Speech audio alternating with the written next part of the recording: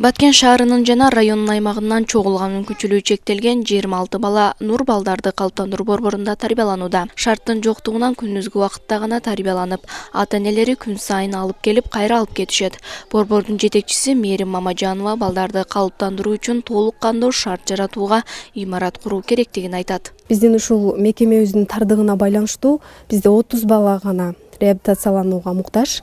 Андан ашык балдар мекеменин тардыгына байланыштуу андан ашык балдарды кабыл ала албайбыз. Ошол бүгүнкү Баткен шаарынын өзүндө 200дөн ашык мүмкүнчүлүгү чектелген балдар бар.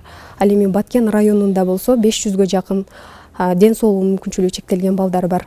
Буга эми биздин ушул келечекте ушул талапка ылайык, талапка жооп бере турган имарат курулса деп. Буга чейин Баткен шаардык мэриясы аталган борборго имарат үчүн атайын жер тилкесин да бөлүп берген. Бирок имарат курууга мекеменин чамасы жетпей келүүдө.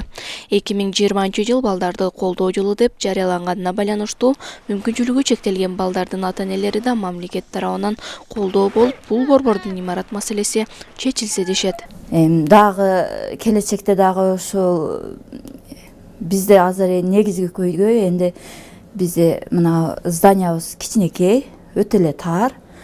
Кана эми ушундай дагы чоң болуп, дагы ушундай жерлер ачылып, же бир чоңоюп, дагы бир көп немелер болсо, дагы берге келбеген балдар дагы канчалык көп. Баткен району жана шаарында жалпысынан 500дөн ашуун социалдык коргоого муктаж балдар бар.